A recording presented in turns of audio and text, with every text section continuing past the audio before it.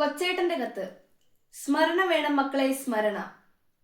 സ്നേഹമുള്ള DCL കൂട്ടുകാരി, ഒരു ദിവസം അതിസമ്പന്നനായ ഒരു മനുഷ്യൻ റോഡിലൂടെ നടക്കുമ്പോൾ ഒരു ഭിക്ഷക്കാരനെ കണ്ടു. അടുത്തു ചെന്ന് അയാളോട് ചോദിച്ചു, നീ എങ്ങനെയാണ് ഒരു ഭിക്ഷക്കാരനായത്? ഭിക്ഷക്കാരൻ പറഞ്ഞു, ഒരു ജോലിക്ക് വേണ്ടി ഞാൻ അലയാത്ത ഇടമില്ല, മുട്ടാത്ത വാതിലുകളില്ല. ഒന്നും കിട്ടാതെയായപ്പോൾ പിച്ച തണ്ടുകയല്ലാതെ മറ്റു വഴിയില്ലാതെ വന്നു. താങ്കൾ എനിക്കൊരു ജോലി തന്നാൽ ഞാൻ ഭിക്ഷാടനം നിർത്തിക്കൊള്ളാം. അപ്പോൾ ആ ധനികൻ പറഞ്ഞു, ഞാൻ നിന്നെ എൻ്റെ ബിസിനസ് പാർട്ട്ണർ ആക്കാം, നമുക്ക് ഒരുമിച്ച് വളരാം. ഭിക്ഷക്കാരന്റെ ഹൃദയം നിശ്ചലമായതുപോലെ തോന്നി. ഒരു തുള്ളി വെള്ളം കുതിച്ചവന് ഒരു കിണർ തന്നെ കിട്ടിയ അനുഭവം. ധനവാൻ പറഞ്ഞു, എനിക്ക് ധാരാളം നെൽവയലുണ്ട്, ഞാൻ ഓരോ ദിവസവും ലോറിയിൽ നിറയെ ധാന്യം നിനക്ക് തരാം. നീ അത് കൊണ്ടുപോയി വിറ്റാൽ മതി, മാസാവസാനം നമുക്ക് ലാഭം വീതിച്ചെടുക്കാം. ഭിക്ഷക്കാരൻ ആകാംക്ഷയോടെ ചോദിച്ചു, എനിക്ക് എത്ര ശതമാനം ലാഭവിഹിതമാണ് അങ്ങ് തരുന്നത്? 10 അതോ 5%? അപ്പോഴും ധനവാൻ ഭിക്ഷക്കാരനെ ഞെട്ടിച്ചു. ഞാൻ 90% നിനക്ക് തരും, എനിക്ക് 10% മതി. ഭിക്ഷക്കാരൻ ആനന്ദാതിരേകത്താൽ ധനവാന്റെ മുൻപിൽ മുട്ടുകുത്തി പാദം തൊട്ട് മുത്തിക്കരഞ്ഞു. ധനവാൻ പറഞ്ഞതുപോലെ തന്നെ ചെയ്തു. പിറ്റേ ദിവസം തന്നെ നല്ല വസ്ത്രങ്ങൾ വാങ്ങി നൽകി, ഒപ്പം ലോറിക്കണക്കിന് ധാന്യങ്ങളും. ഓരോ ദിവസം കഴിയുന്തോറും ഭിക്ഷക്കാരന്റെ അവസ്ഥ മാറി വന്നു. അയാളുടെ പക്കൽ പണം കുന്നുകൂടി. അയാൾ ആഹ്ലാദ നൃത്തം ചവിട്ടി. മാസാവസാനമായി ഭിക്ഷക്കാരനായിരുന്നയാൾ കിട്ടിയ പണമെല്ലാം കൂട്ടിവെച്ചു. ധനവാൻ തന്റെ 10% വിഹിതം വാങ്ങാൻ വന്നു. അപ്പോൾ നമ്മുടെ മുൻ ഭിക്ഷക്കാരന്റെ മനസ്സിൽ ആർത്തിയും അഹന്തയും കുന്നുകൂടി.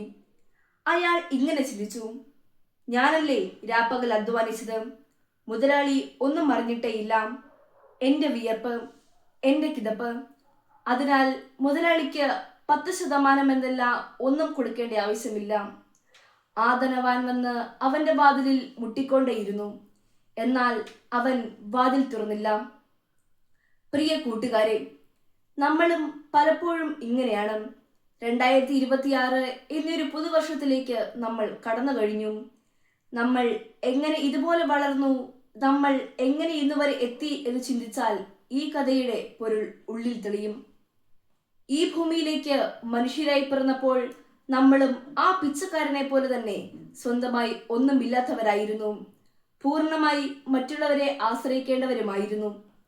നമ്മൾ വീണപ്പോൾ കൈ പിടിച്ച് എണീപ്പിച്ചതും, ആവശ്യങ്ങൾ വന്നപ്പോൾ നമ്മുടെ കൈ നിറച്ച് നൽകി നമ്മെ വളരാൻ സഹായിച്ചതും നമ്മുടെ സൃഷ്ടാവായ നല്ല ദൈവമാണ്.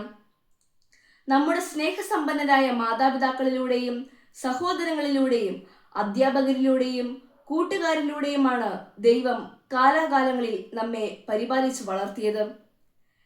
ഇന്ന് നമ്മൾക്കുണ്ട് എന്ന് നമ്മൾ അഭിമാനിക്കുന്ന നമ്മുടെ ജീവൻ, നമ്മുടെ വിശ്വാസം, സ്വഭാവം, ജീവിത മൂല്യങ്ങൾ, നമ്മൾ സ്വന്തമാക്കിയ നേട്ടങ്ങൾ, അറിവ്, വിപുലമായ സൗഹൃദ വലയം എല്ലാം നമുക്കെങ്ങനെ കിട്ടി?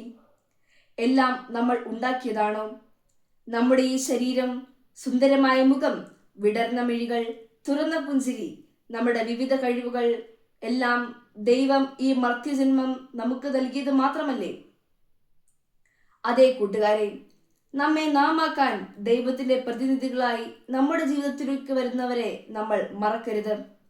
അവരിലൂടെ ലഭിച്ചതെല്ലാം നമ്മൾ എന്നും സ്മരിക്കണം.